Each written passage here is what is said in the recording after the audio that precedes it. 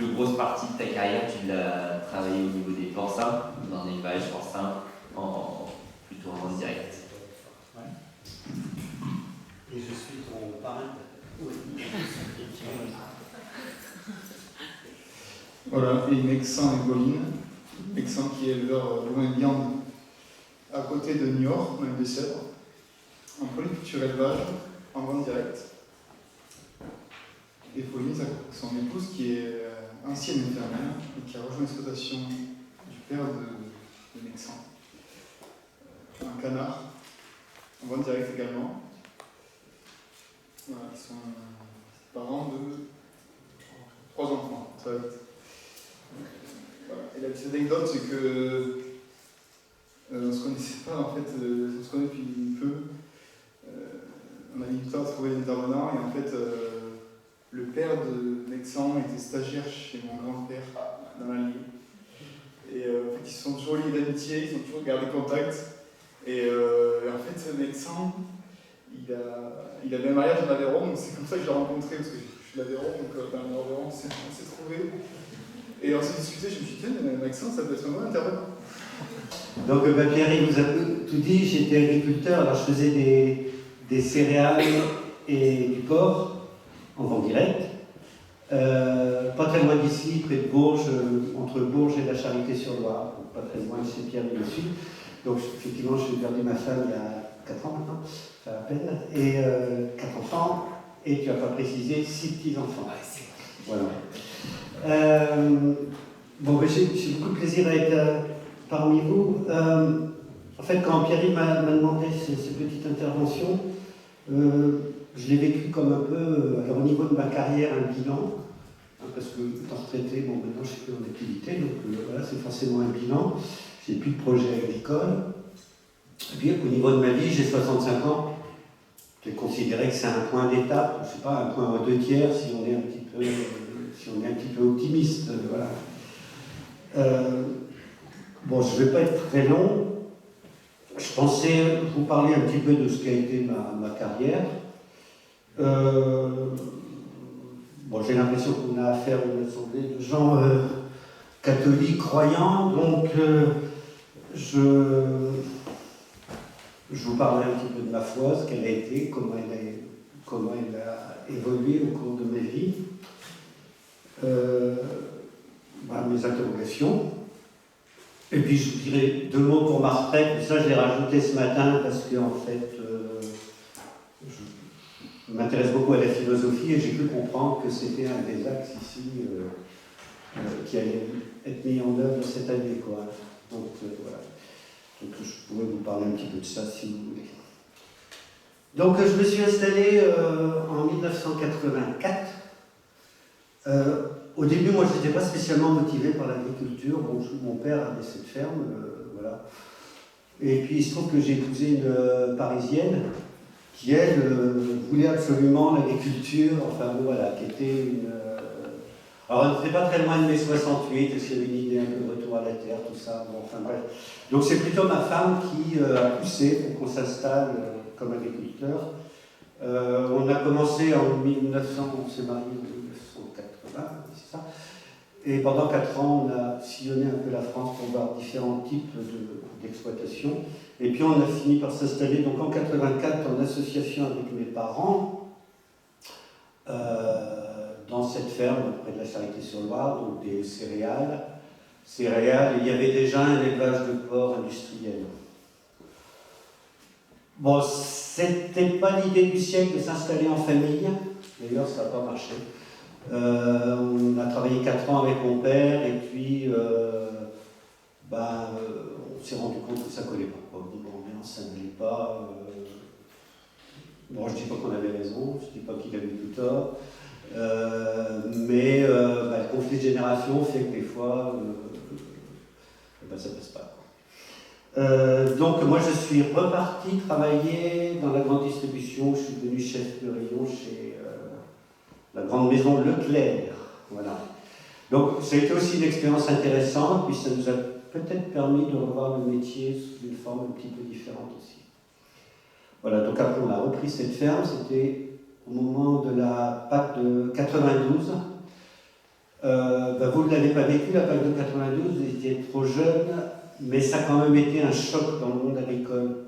Quand on a dit aux gens, écoutez, vous payez pour laisser des terres en jachère, ça a été vraiment un changement de mentalité et je pense à un bouleversement dans notre façon de concevoir le métier, quoi. On n'était plus des gens qui devions produire à tout prix pour voilà, on devenait, j'aime pas trop le terme fonctionnaire, mais cette idée de recevoir un gros chèque, encore une fois, pour laisser des terres en jachère, pour compenser nos pertes d'exploitation, tout ça, ça a quand même été psychologiquement un bouleversement assez important.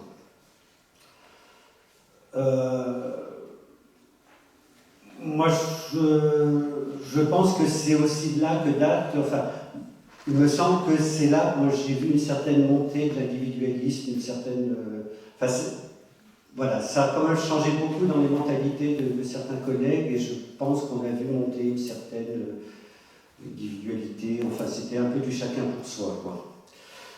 Bon, ça n'empêchait pas que l'exploitation, comme peut-être beaucoup d'entre vous, on a travaillé en CUMA, en banque de travail, on gérait vraiment l'exploitation avec les collègues. Moi, je garde un bon souvenir de cette période-là.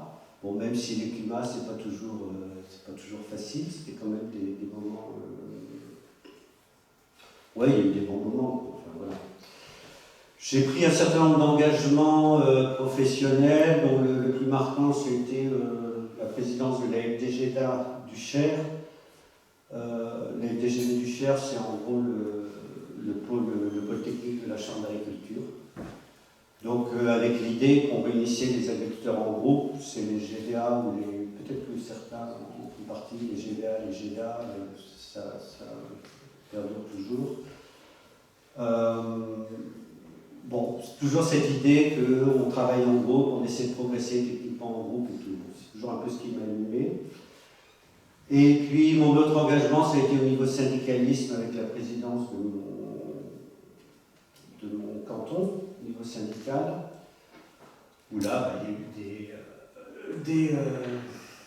des dossiers de foncier, enfin tout ce qu'on peut trouver, des batailles assez mémorables qu'on a réussi à mener avec des collègues.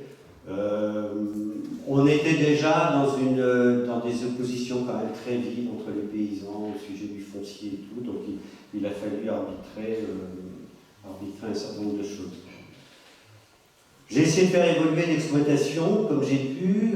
C'était une exploitation céréalière à l'origine, je vous l'ai dit, mais on n'est pas sur des très très bonnes terres. C'était de la céréale, mais c'était pas terrible en termes de rendement. Donc il y avait déjà un élevage de porc qu'avec ma femme on a fait évoluer en vente directe. Donc on a commencé à vendre à la maison, à aller vendre sur la région parisienne. Bon, avec, voilà, beaucoup de temps passé. Parce qu'on a gagné beaucoup d'argent, j'en suis un petit peu moins sûr, mais enfin bon, voilà, c'est comme ça. Et puis en 2011, il y a eu la création d'un magasin de producteurs à Fussy, tout près de Bourges. Pierre-Luc, tu avais fait un stage, il me semble. Ouais. Et toujours pareil, les valeurs qui sous-entendaient cette affaire-là, c'est des valeurs de groupe, d'essayer d'avancer ensemble, de progresser, une certaine solidarité entre les membres. On était une dizaine d'associés. Ça a assez bien marché. Aujourd'hui, ça ne marche plus. Bon, voilà, c'est comme ça. Je retiens quand même, justement, ça ne marche plus, je retiens quand même, on en parlait, on a toujours tendance à penser qu'en CUMA, on a un certain état d'esprit. Dans un magasin producteur, on a un certain état d'esprit qui sont dus à des valeurs. Et on a toujours tendance à penser que les autres partagent automatiquement ces valeurs et que leur transmission se fait naturellement. Je me suis rendu compte, par exemple, qu'au niveau du magasin de producteurs, j'avais repéré quelqu'un pour prendre ma suite à la gérance. Mais finalement, je me rends compte qu'on n'avait jamais parlé des valeurs que ça sous-entendait. Ce qui fait que lui, il a appréhendé la chose en chef d'entreprise. Bon, voilà. Aujourd'hui, il s'est arrêté et je ne suis pas vraiment surpris. Mais l'erreur que j'ai commise, et qu'on commet, je crois, tous, c'est qu'on pense que les valeurs qu'on porte, les autres les partagent forcément. ben non, c'est pas si évident que ça, quoi. J'ai eu une autre expérience où j'ai essayé de céder la ferme. J'avais pris un jeune associé que j'avais pris comme salarié en vue de m'associer. Et c'est pareil, ça a été un échec parce que je pense qu'on n'avait pas suffisamment réfléchi sur les valeurs qu'il fallait pour reprendre une exploitation comme la mienne. Voilà. Donc voilà, aujourd'hui j'ai vendu ma ferme parce que j'avais aucun enfant intéressé. Je ne suis pas spécialement satisfait de la façon dont j'ai vendu ma ferme. Je pense qu'on aurait pu faire mieux.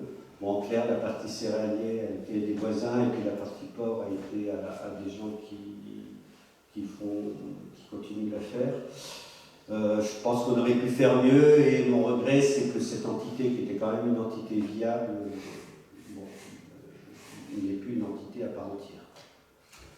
Bon, voilà, c'est comme ça. Il s'est trouvé que j'ai vendu ma ferme au moment où ma femme était en train de décéder, donc c'est un peu compliqué. Des fois, dans la vie, on fait ce qu'on peut et voilà, c'est comme ça. Voilà, sur la partie professionnelle, je n'ai pas envie de m'étendre. Si vous avez des questions, je vais bien répondre, mais je pense que ça va se recouper parce que vous me disiez aussi que vous aviez un magasin de producteurs, je crois, donc il y aura des choses qui vont sûrement se recouper. Peut-être vous parler un petit peu de ma foi. Bon, je suis de milieu catholique, plutôt éducation un peu bourgeoise, catholique, bon, très bien. Vers 16-17 ans, ça a été la découverte du renouveau charismatique. Alors, je ne sais pas si ça vous parle pour vous, mais le renouveau charismatique, ça a été un mouvement dans l'Église où on a mis l'accent sur la prière, la louange. Le lieu où on est ici, on est plus ou moins issu. Et ça a été la vie communautaire avec ma femme pendant quelques années dans la région parisienne. Donc une communauté de prière et de vie, quoi. Et puis après, il y a eu la plongée dans le monde du travail, et là, ça a été une rupture dans notre foi, c'est-à-dire que cette foi où on est porté en communauté, la louange, tout ça, bon, c'est une foi qui est très bien, c'est quelque part un peu facile, mais quand on se retrouve dans le monde du travail avec des difficultés, on a forcément un regard un peu différent. Et là, c'était la découverte du mouvement chrétien au monde rural. Alors, ça paraît un peu loin tout ça. Chrétien au monde rural, c'était des mouvements qui étaient issus de ce qu'on appelait l'action catholique. Je pense que vous savez tout ça, mais donc qui était issu de Vatican II, où on a invité les chrétiens à aller au maximum dans le monde, à se fondre dans le monde. Donc on a été un peu nourris par ça, avec ma femme, il y avait les parents de Pierre-Yves aussi. Voilà, c'était vraiment voir dans son milieu, essayer de comprendre son milieu. Il y avait un slogan, c'était voir, comprendre et agir. Donc observer son milieu, essayer de comprendre les mécanismes qui étaient en jeu, et puis d'agir avec ça, d'agir en tant que chrétien. Donc vraiment une foi très ancrée sur son milieu professionnel, sur et sur sa pratique du métier, quoi.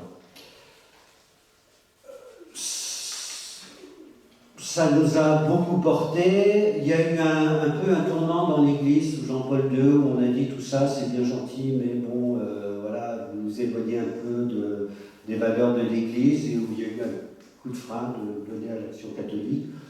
Bon, ça ne s'est pas fait sans souffrance, ce tournant. C'est sûr que peut-être que ce mouvement avait besoin de se régénérer, qu'il ne l'a pas fait attendre. Bon, voilà. Aujourd'hui, je constate que vous êtes des jeunes agriculteurs pour la plupart, d'après ce que j'ai compris, et qui avez toujours ce désir, cette intuition que votre foi n'est vraiment, enfin, qu'il faut que votre foi soit ancrée dans votre profession. Donc finalement, on revient un petit peu aux mêmes choses. Il y a eu des engagements en paroisse, entre autres avec ma femme, au niveau de la préparation au mariage qu'on a fait pendant quelques années. Voilà ce que je peux vous dire sur ma pratique de la foi. Alors ma foi aujourd'hui, c'est un petit peu compliqué. Je dirais que ma foi aujourd'hui, c'est peut-être plutôt un gros questionnement. Alors on peut dire, bah, oui, si vous questionnez, c'est que vous ne croyez plus. Non, au contraire, si on questionne, c'est parce qu'on pense qu'il y a quelque chose. Mais disons que j'ai plus les évidences que je pouvais avoir à 20 ou 30 ans. C'est dû à des raisons familiales, je ne vous ai pas dit, mais ma femme a souffert pendant de longues années d'une maladie assez grave qui l'a laissé handicapée, et puis au niveau cognitif, c'était plus tout à fait ça, plus la maladie mentale d'une fille, de ma fille aînée, qui fait que quand on nous répète que Dieu est amour, au bout d'un moment, on se questionne quand même. On se dit, oui, ok, d'accord, mais voilà. Quand on subit des événements assez douloureux comme ça ne peut pas ne pas interroger sa foi. En tout cas, moi, ça me l'a interrogé fortement. Et donc aujourd'hui, voilà, je me questionne, je pense que Dieu existe, mais la définition de Dieu, enfin voilà, les évidences, c'est plus tout à fait ça pour moi. Reste un grand besoin de silence, de méditation. Et puis pour moi, il reste quand même les évangiles. Et quoi qu'on en dise, c'est sûrement un des textes les plus révolutionnaires qui ait commis l'humanité. C'est-à-dire que je trouve que le message des évangiles reste un message absolument extraordinaire et qu'on n'a pas fini d'étudier, de mettre en pratique. Donc voilà.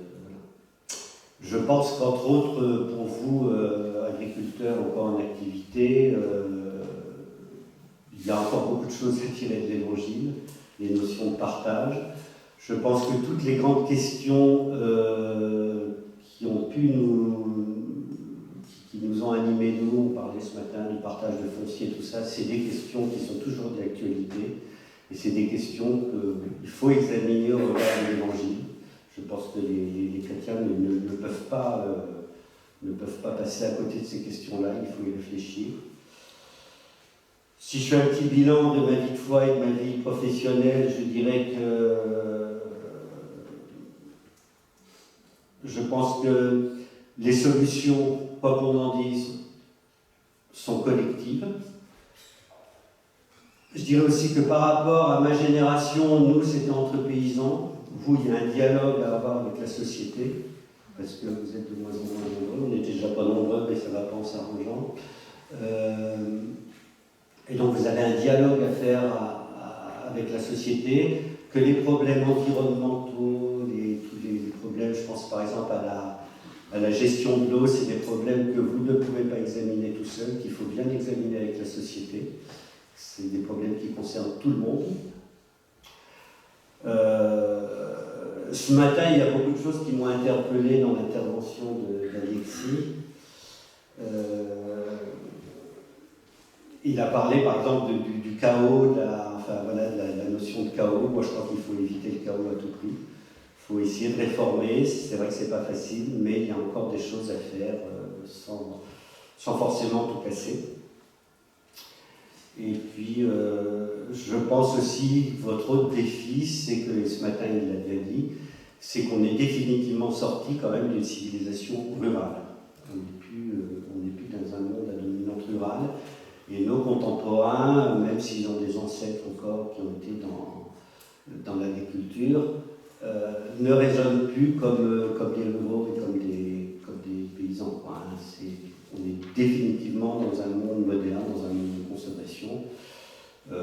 Ça ne sert à rien de le déplorer, il faut seulement essayer de parler à ce monde-là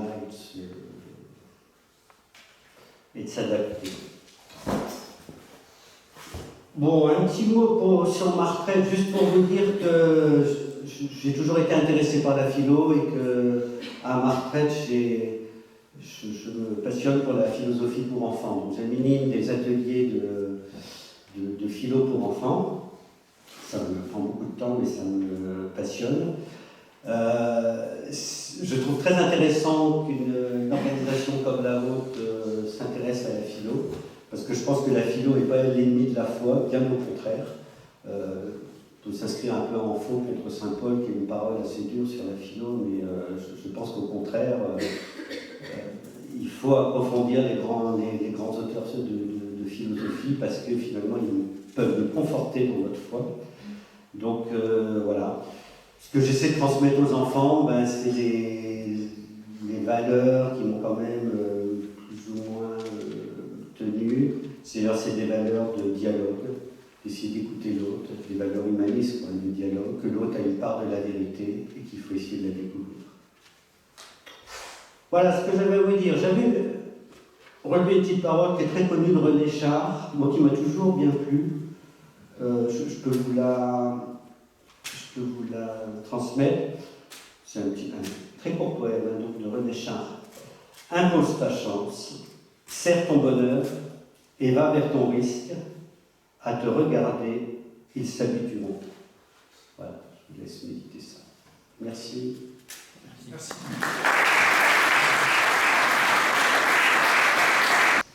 Tout d'abord, excusez-moi pour mon retard. Je crois que bébé a compris que j'étais un petit peu pressée, alors il a pris son temps.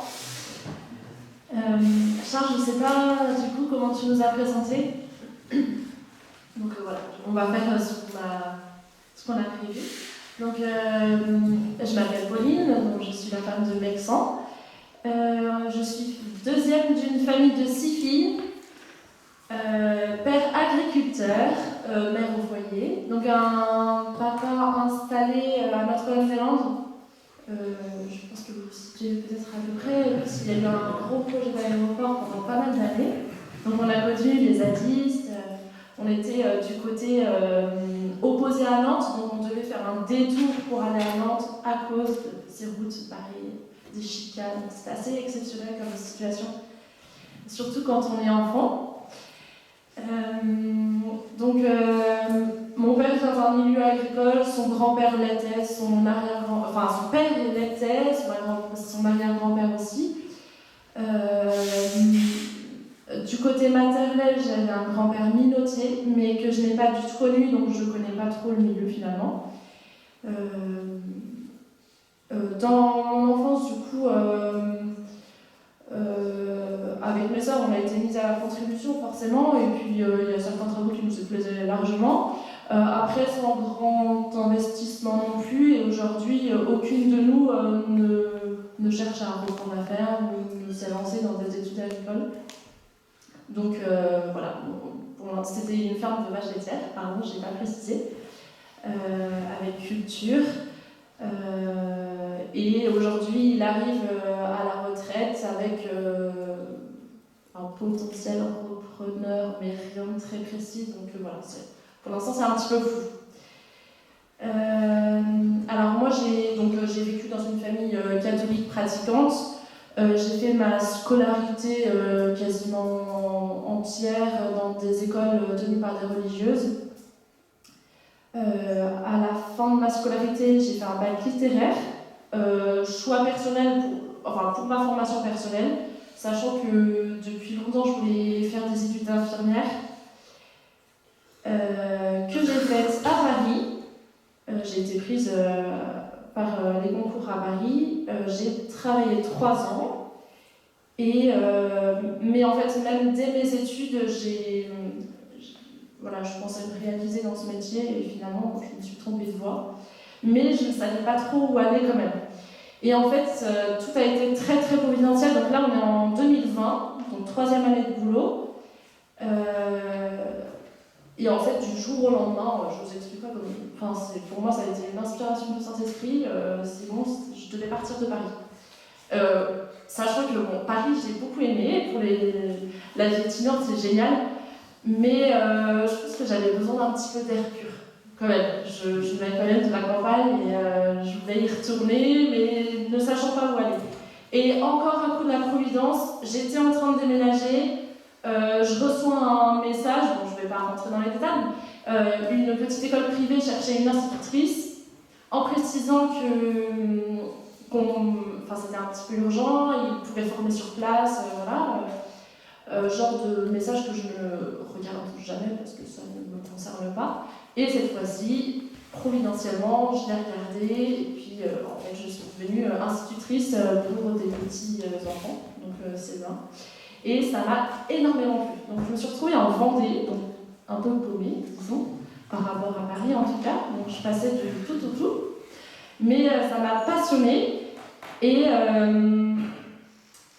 Et je me disais, bon, bah, au bout d'un an, j'irai me former, parce que bon, c'est bien joli, mais c'est quand même un métier très très sérieux. J'ai quand même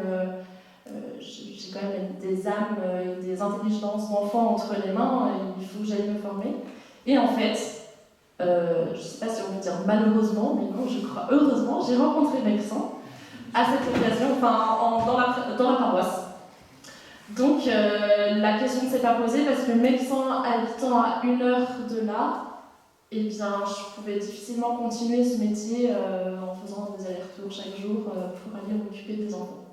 Donc voilà, j'ai perdu les élèves, mais j'ai gagné à Paris.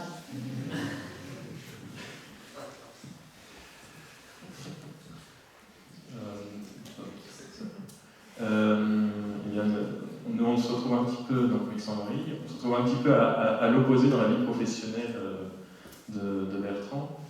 Et pour faire un petit peu d'historique, je vais reprendre en miroir de Pauline, de mon épouse, mon parcours.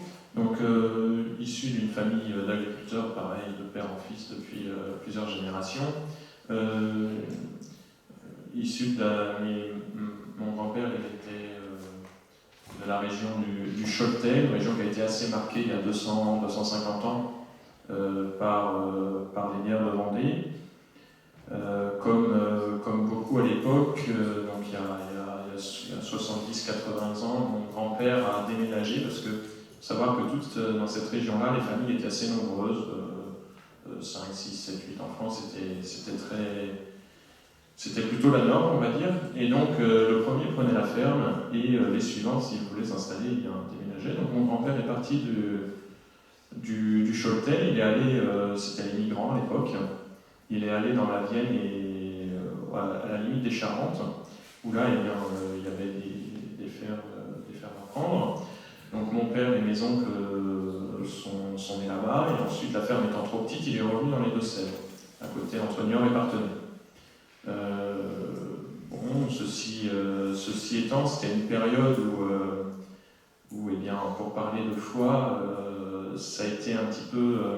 alors moi, j'étais pas encore du tout là, hein, mais il y a eu mai 68, il y a eu le Concile Vatican II, et c'est posé la question pour mon grand-père de savoir eh bien, si...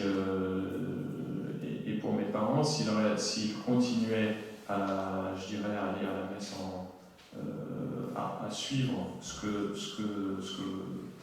qui a suivi le Concile Vatican II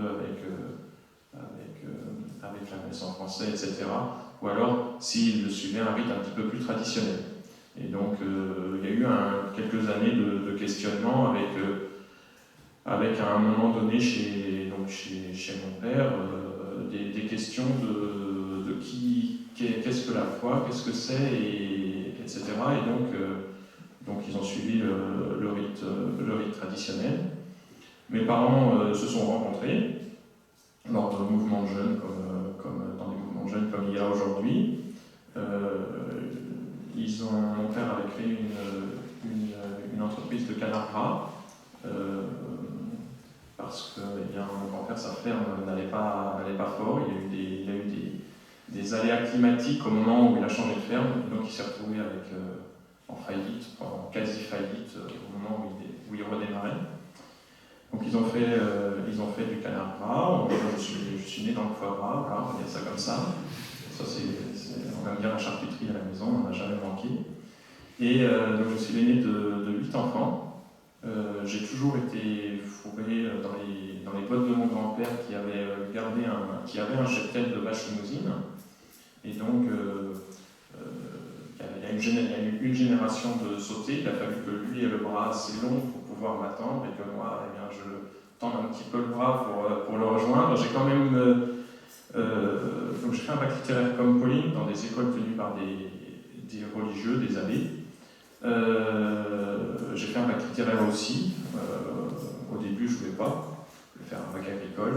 Et ma mère m'a dit, tu as la possibilité de faire tu as les capacités de faire un bac général, tu fais un bac général. Après, tu feras ce que tu veux et tu vas jusque-là.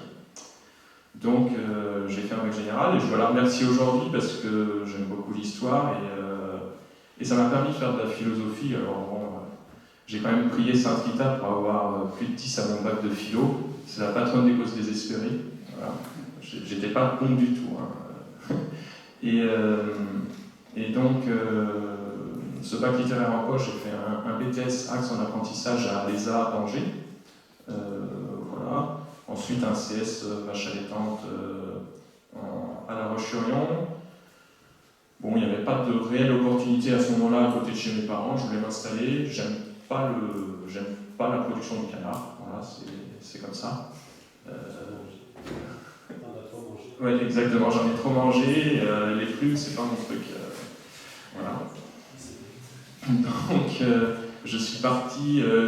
J'ai eu la possibilité de partir 6 mois à l'étranger. Je suis parti en Nouvelle-Zélande. Et à une période de ma vie qui a été assez particulière au niveau de ma foi, puisque mes parents sont des aventuriers, on peut dire ça comme ça, de la vie. Et donc, ils ont créé, ma mère était à son CAPES, elle était enseignante dans l'éducation nationale de l'aide classique, français, latin, grec, et elle a créé une école, voyant le niveau qui était pas évident, etc. Et on était un certain nombre de cousins, on est 3 familles de 7-8 enfants, 6-7-8 enfants. On se connaissait bien, et donc elle avait fait l'école à la maison pour nous tous. Et après, il y avait d'autres familles aux alentours, et donc elle s'est posé la question de créer une école. Donc elle a créé une école à Niort, chapeautée par, dont des prêtres assuraient l'aumônerie. Et dans toute entreprise humaine, eh bien, le diable essaie de détruire ces entreprises qui tiennent par le Saint-Esprit, faut le dire, et par Saint-Joseph, la Sainte Vierge. Et oui, il a essayé de l'extérieur. Et puis en fait, il s'est dit non, mais l'extérieur, faut que je me mette à l'intérieur.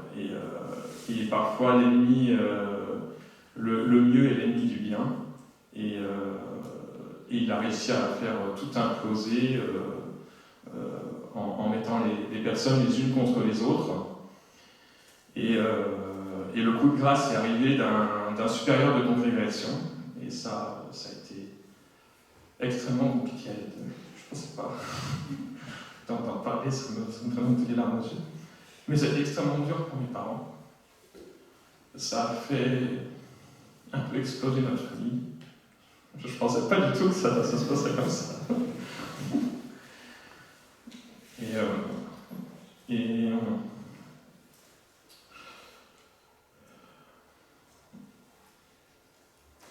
Donc pour des raisons juridiques, ma mère a dû démissionner de son rôle de directrice d'école. Et à ce moment-là, on a failli la perdre. Vraiment, on était à 2 doigts de la perdre. On était quand même 8 enfants, c'était une période assez compliquée. Donc après ça, je suis parti en Nouvelle-Zélande, et heureusement, les prêtres qu'on avait eus dans les écoles où on était passés, on allait les revoir, parce que l'image du prêtre avait été extrêmement abîmée par ce qu'on avait vécu, nous, de l'intérieur, en fait. Quand on voit ces choses-là de l'extérieur, en fait, on ne s'imagine pas le chaos que le démon peut mettre à l'intérieur, et il est très très fort. Et donc on allait revoir ces prêtres qui ont été un peu notre bouée de sauvetage à ce moment-là. Et donc je suis parti en Nouvelle-Zélande, je suis revenu et je ne pouvais plus aller, c'était physique, aller à la messe là où on avait été depuis 20 ans, où mes parents avaient contribué à construire l'église, l'aménager, etc. Moi, je m'occupais de toute la partie enfant de cœur. Donc, tout ça, on a dû tout laisser de côté. Physiquement, c'était impossible, et 10 ans après, c'est encore pas facile. Donc voilà. Je reviens en Nouvelle-Zélande. Donc là, la foi, elle s'est personnifiée. C'est-à-dire qu'avant, jusqu'à ces événements-là, en fait, je ne sais pas qu'on se laissait porter, mais on n'avait pas conscience de l'incarnation que ça avait pour nous. Et en fait, avec ces événements-là, les choses se sont vraiment incarnées. Enfin, personnellement, ça a été un moment où, qu'est-ce que Dieu, qu'est-ce qu'il veut pour moi, qu'est-ce qu'il est, qui il est. Et donc, petit à petit, eh bien, dans le tracteur, en y pensant, ces questions ont eu progressivement des réponses. Et donc, en revenant, eh bien, de Nouvelle-Zélande, tout ça s'était un petit peu posé. Donc, voilà. Après, professionnellement, je reviens de ce voyage, qui a été un peu un voyage initiatique, comme on peut en voir dans des histoires grecques.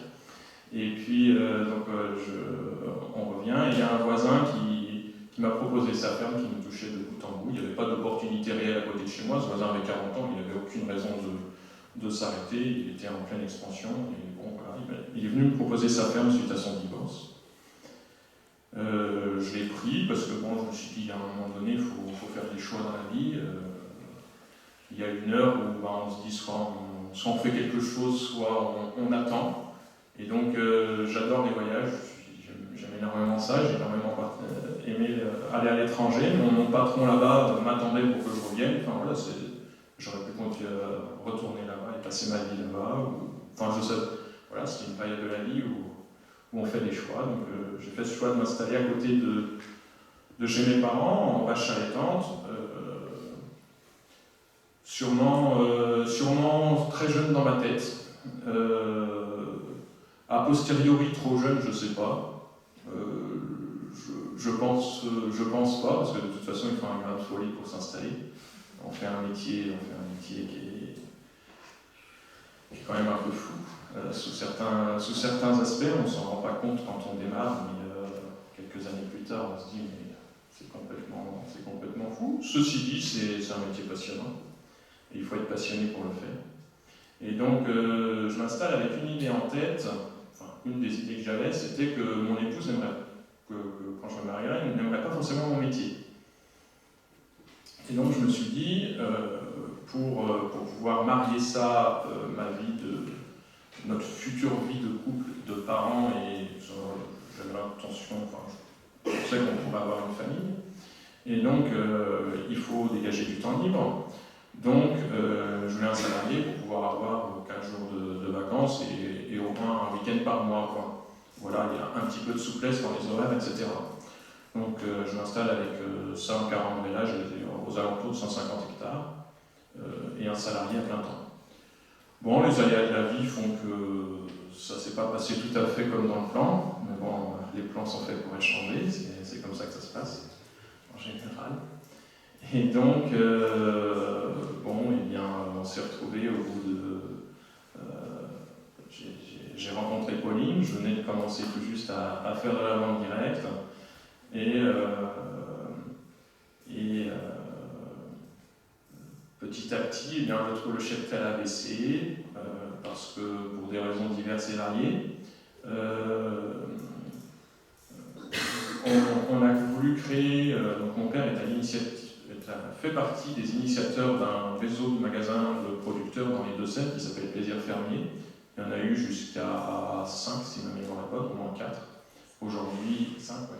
Aujourd'hui, il y en a 4 en activité, dont un qui a changé de nom et qui a pris son indépendance.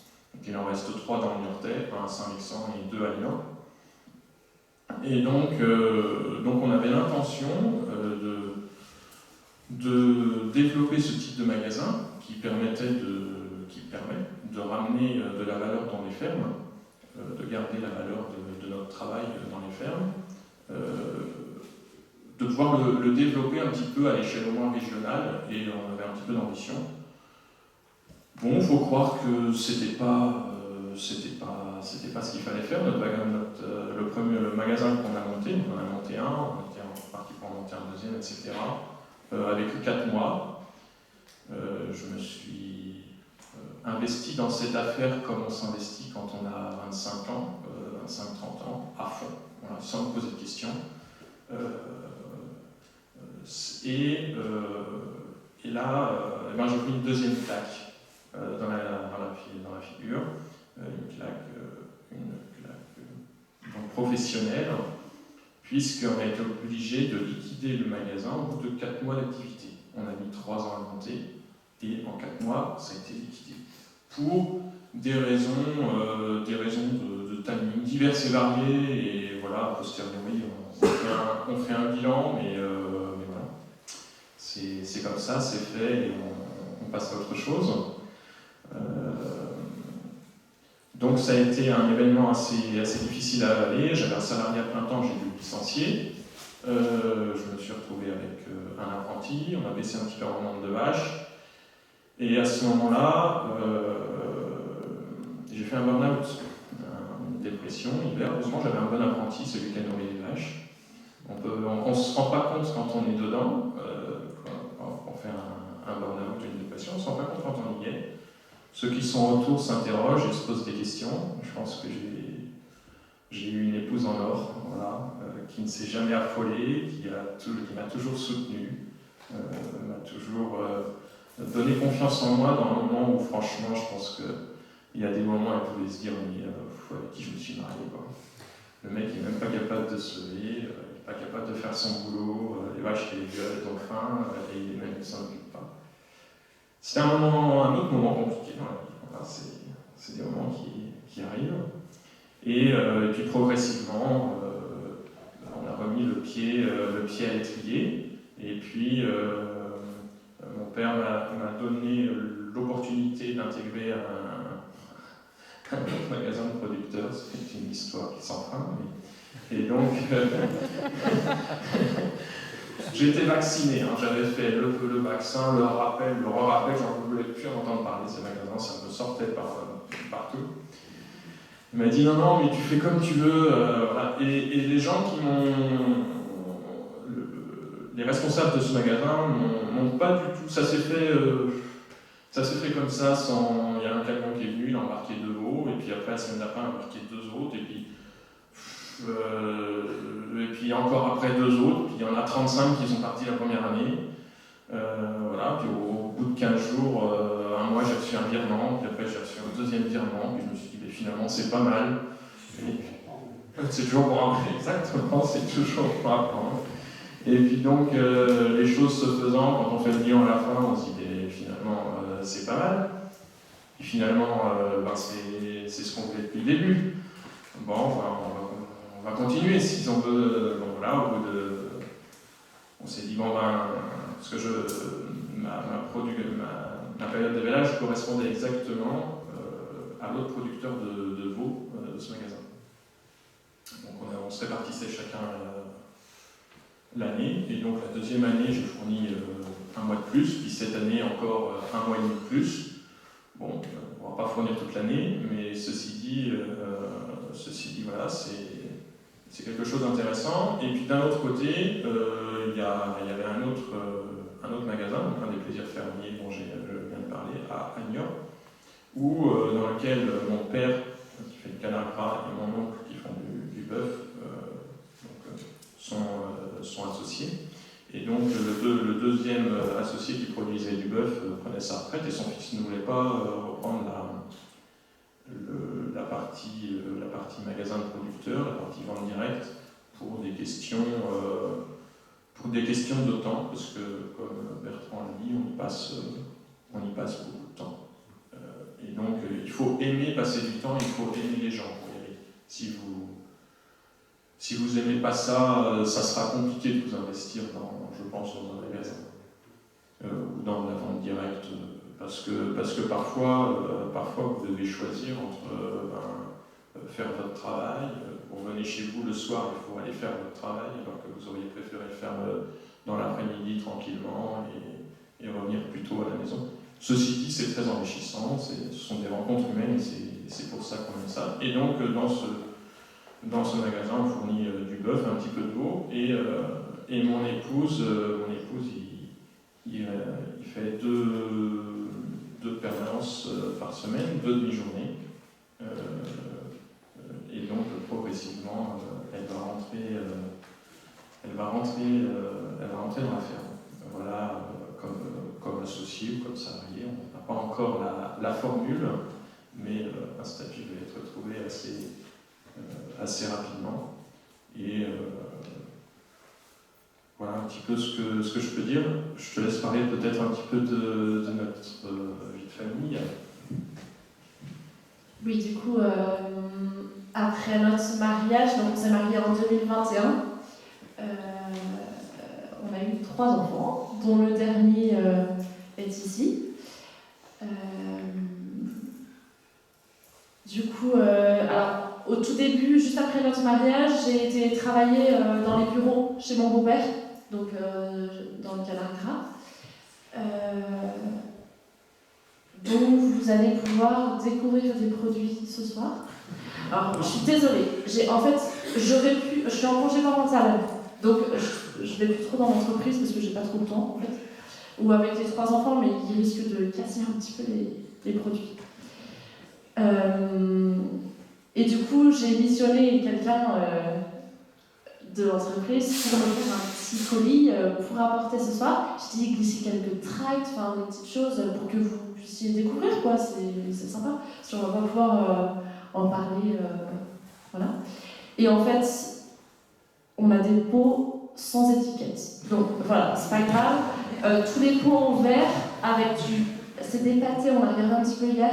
Il y a aussi des produits de prestation, donc il y a aussi du porc, mais il y a aussi du canard, et il y a un pot de foie gras, non étiqueté, mais il y a un bon pot de foie gras de 300 grammes. Bah, c'est que 300 grammes, vous me direz, c'est peut-être pas beaucoup, mais c'est les plus gros. Voilà. Donc, ils nous ont gentiment passé des produits, puisque nous, on fait de la vente directe et on fait faire un petit peu de transformation à l'entreprise de mon beau-père. Mais c'était du sauté, de la bolo. Bon, c'était moins pratique pour ce soir quand même. Donc voilà, on vous a rapporté du canard et un petit peu de porc de je sais pas quelle entreprise. Ça sera très bon. Donc on a eu 3 enfants. J'ai pris un congé parental après le 2e. Et je me suis mise progressivement à m'occuper des factures de mes sang. Parce que c'était une salariée de l'entreprise de son père qui s'en occupait et qui avait du travail par-dessus la tête. Et c'est une partie que j'aime bien. Alors, pas les chiffres, pas du tout. Pas du tout la compta en soi, je ne sais pas du tout le chiffre. Mais le classement, la comptabilisation, gérer avec le comptable, voilà. Et puis après, ça va être. Je vais lui préparer des papiers, lui faire. En fait, il y a plein de choses à faire, à part déclarer les veaux. Ça, c'est quelque chose qui ne me laisse pas faire. Mais ce que je peux comprendre, parce que moi, j'ai quand même pas les numéros et les têtes des bêtes en tête. Donc voilà, je fais des petites choses. J'aimerais bien en faire un peu plus, notamment aller sur le terrain, mais voilà, on a 3 enfants qui sont tout petits, donc je peux pas être partout et voilà, faire des choix. Et l'avenir est devant moi aussi, donc j'imagine qu'un jour je vais réussir à mettre un peu plus le pied dans la ferme. Bon, on a la chance, alors, pour moi c'est une grande chance d'avoir épousé un agriculteur, j'en aurais rêvé, du coup j'ai jamais osé en rêver, parce que du coup pour moi c'était trop beau pour être vrai, donc c'est vraiment une grande grâce. Non, c'est vrai, hein, c'est vraiment, j'y pensais même pas. Et notre compte a été très très providentiel. Je vais vous dire, hein, c'est pas très intéressant dans le sujet, mais quand Tout ça pour vous dire qu'il faut aller à la messe quand même, parce qu'on s'est rencontrés à la sortie de la messe. C'est très important. Quand on a eu notre premier rendez-vous, il est parti, donc il est retourné chez lui. J'ai vu la voiture partir, j'étais sur le parking. Et là, j'ai eu l'inspiration que c'était mon futur mari.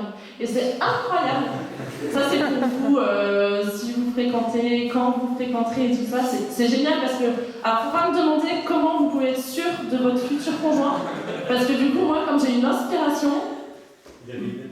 Non, même pas. Non, c'est celle qu'on a là. Enfin, c'est pas une Mercedes, quoi. Audi. Voilà, c'était mon futur mari, sachant que ça faisait 1 mois qu'on se voyait à la sortie de la messe, donc autant vous dire qu'on ne se connaissait pas. Donc c'est un petit peu particulier. Moi, je suis sorti du rendez-vous en me disant je vais m'ennuyer toute ma vie si je me marie avec elle.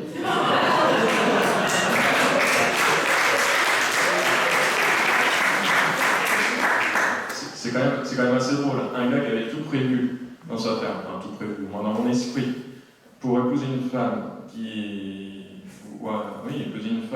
n'aimerait pas forcément mon métier. Je me retrouve avec une femme qui adore mon métier, qui m'encourage plus. Et tout ce que j'avais prévu pour ma ferme, en fait, c'est tout différent. Donc, la vie en 7 ans change beaucoup. Et donc, c'est très drôle. Bon, quand il m'a dit qu'il était éleveur, enfin, qu'il avait des vaches allaitantes, je me suis dit chouette, parce que mon père, c'était quand même une traite matin et soir. Donc, comme vous êtes petit et que vous êtes chez des amis, qu'à 17h, il faut partir et que tout le monde reste, franchement, c'est un peu frustrant. Enfin, moi, je l'ai vécu comme ça. Et quand il m'a dit qu'il était éleveur bovin, bovin allaitant, pardon, je me suis dit, chouette, on n'aura pas ces contraintes-là. Et en fait, il a un troupeau de Normande, donc de nourrices.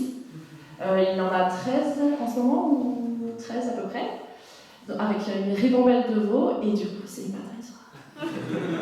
On a pensé à 2-3 petites choses, parce que ce matin, l'exposé, brillant exposé d'Alexis, si je ne me trompe pas, parce que les noms et les prénoms, chez moi, c'est catastrophique. Donc, rejoint des réflexions qui se font au fur et à mesure des heures de tracteur, d'emmener les vaches dans les champs, etc. On a beaucoup de temps pour réfléchir. Et on a un métier qui nous porte vraiment, enfin c'est comme ça que je le vis, tout du moins, à Dieu. Parce qu'on est en prise directe avec la réalité et avec la beauté de la création. Tous les printemps, vous avez des pissenlits qui sortent de terre. Vous avez, chez moi, les petits veaux qui naissent. Vous avez les vers de terre qui se mettent en congé, pas payé, mais en congé quand même à partir entre le 1er et le 15 mai. Et je guette toujours avec impatience le moment où ils se remettent au travail. C'est rigolo, ils sont assez rigolos entre le 1er et le 10-15 septembre. Et en fait, en se penchant sur la nature, on s'aperçoit que elle peut nous donner énormément, elle peut nous donner beaucoup, mais pour ça, il faut bien la traiter. Et je pense qu'aujourd'hui, on a eu une agriculture qui prenait soin de la nature par souci économique, parce qu'on n'avait pas d'autres solutions jusque dans les années, je dirais, 40-60, et après est arrivé le début de la mécanisation et de la chimie. On bénéficiait d'un capital sol. Alors, là, je peux partir complètement, je peux partir très loin. L'heure, je ne sais pas ce qu'il en est, et il ne faut pas hésiter à m'arrêter un petit peu. Je ne sais pas si c'est intéressant pour vous. 5 minutes. Bon, 5 minutes.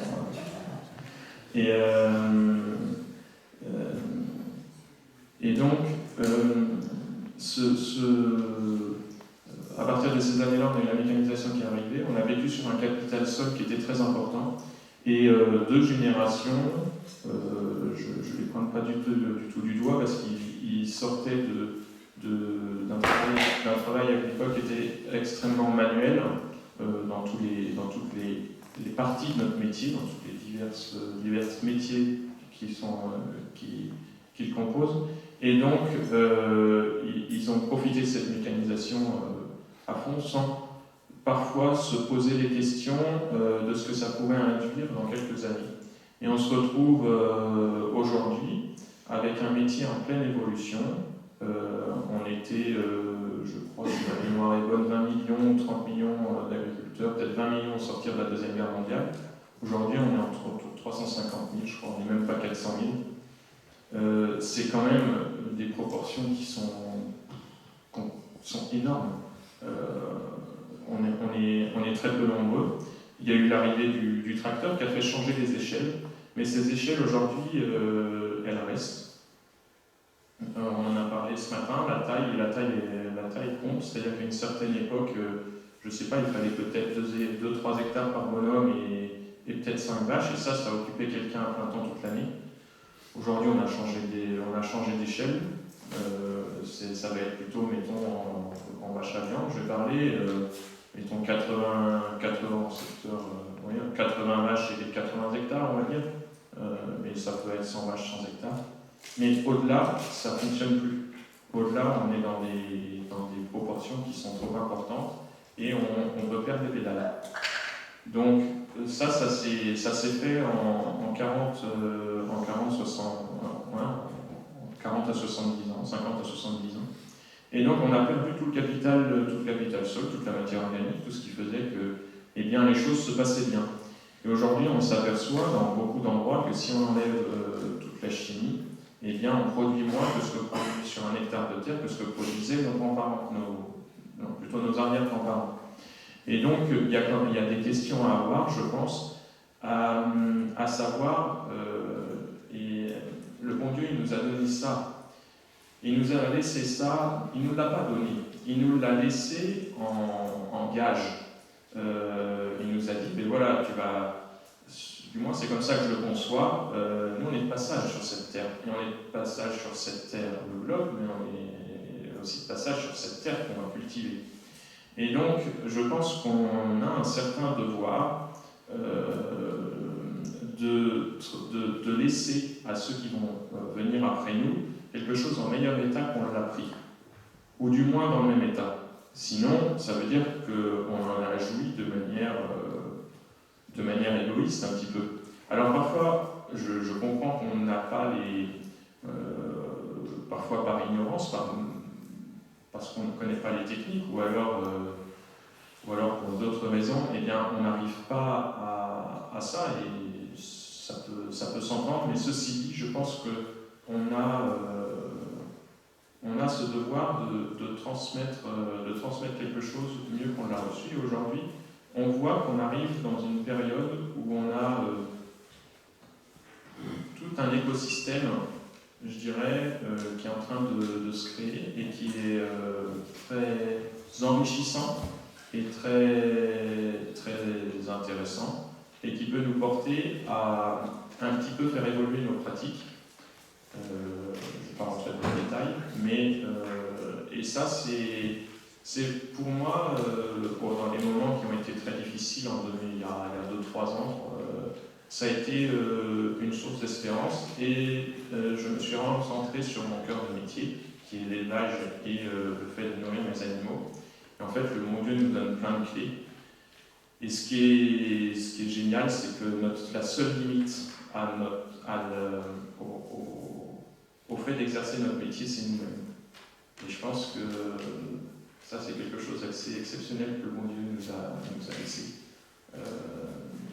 Et voilà, je pense qu'on peut... le slogan, je crois, ou du moins des journées paysannes, c'est la terre au cœur et le cœur au ciel. Et le cœur au ciel, c'est ça, je ne me trompe pas. Et je pense qu'on rejoint complètement ce slogan. Voilà. Merci.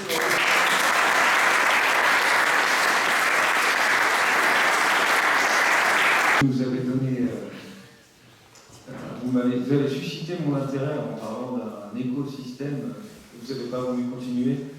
Est-ce que vous pouvez tenter quand même de préciser ce que vous voulez dire quand vous parlez de parvenir à un enrichissement de la terre et une évolution positive, puisque c'est quelque chose qui, dans le domaine viticole, n'a pas l'air d'être très probable, en tout cas, avec tout ce qui est traitement et compagnie. Je connais moins le monde des bêtes, mais tous, si vous pouvez développer légèrement sans trop déborder, si c'est vraiment une question complexe, ça pourrait être intéressant. Disons que on a jusqu'à il y a récemment, le seul moyen de pouvoir faire germer une graine, c'était de travailler le sol. Et aujourd'hui, on a des gens très qualifiés et souvent des Français. Je pense on peut se réjouir de ça. On a des personnes comme Lucien Segui, alors maintenant qui est décédé il y a quelques années, mais qui a été un excellent chercheur, qui a travaillé au CIRAD et qui a mis au point certaines pratiques, ou du moins qui a mis au point certaines pratiques, pas en France, parce que la France lui a été fermée, du moins tous les centres de recherche, etc., lui ont fermé leurs portes, et donc il s'est exporté au Brésil, et c'est là-bas qu'il a fait, alors lui et son équipe, il n'est pas tout seul, il faisait partie du CIRAD, il a pu mettre en place des choses, et qui ont été une vraie solution pour ce pays et la région où il était, c'était la région du Mato Grosso, si je ne me trompe pas, où en fait tout est accéléré par rapport à chez nous. Nous, disons que quand il y a de l'érosion, quand il y a une sécheresse, etc., c'est gentil, c'est très très gentil. C'est-à-dire que les choses, elles se font de petit à petit. Là-bas, en 2 ans, vous pouvez perdre complètement, ou en 6 mois, vous pouvez perdre complètement toute votre terre arable, et vous n'avez plus rien pour produire, vous n'avez plus que de la brique. Voilà, donc là-dessus, vous ne produisez pas grand-chose.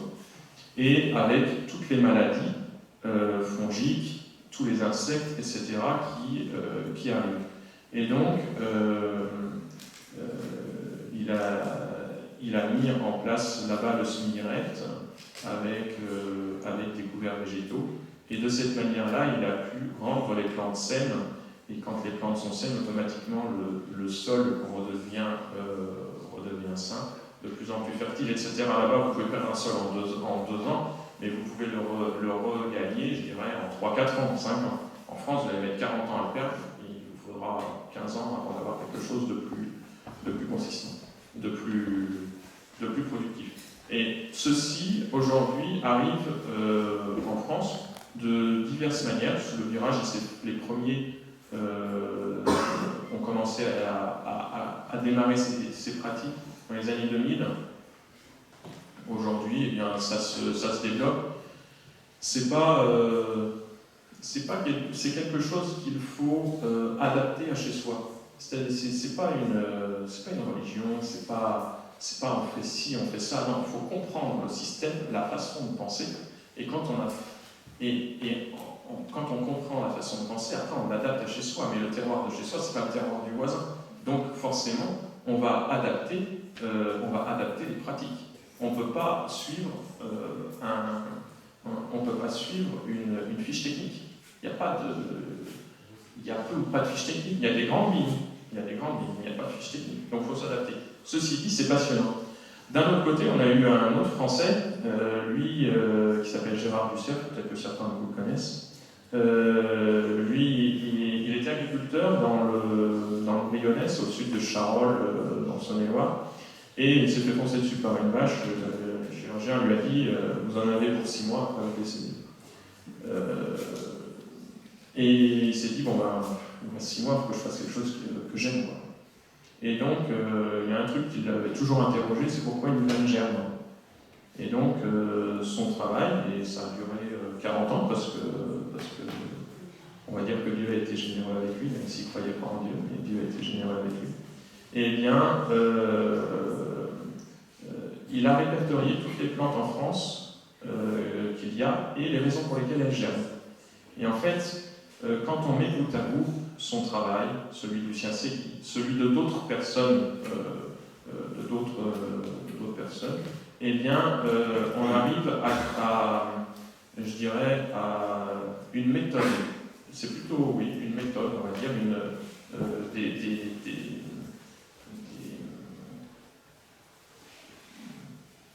une boîte à outils dans laquelle on va pouvoir aller puiser pour produire de manière qui prête attention au sol. Et on se rend compte en fait que quand on lui fait confiance au sol, eh bien, petit à petit, il nous la rend. Et pour ça, il faut être généreux et patient avec lui. Bon, je vais poser une comparaison qui va peut-être en faire bondir certains, je m'en excuse, mais c'est celle que je trouve la plus parlante. Je suis un homme, j'ai une épouse. Eh bien, je pense qu'on peut comparer un petit peu la Terre à son épouse. Elle n'est pas facile. Parfois, parfois elle nous fait bondir et l'instant d'après, elle nous aime et elle nous secoue. Et en fait, mais si on prend soin d'elle, elle nous aimera toujours et elle nous rendra toujours.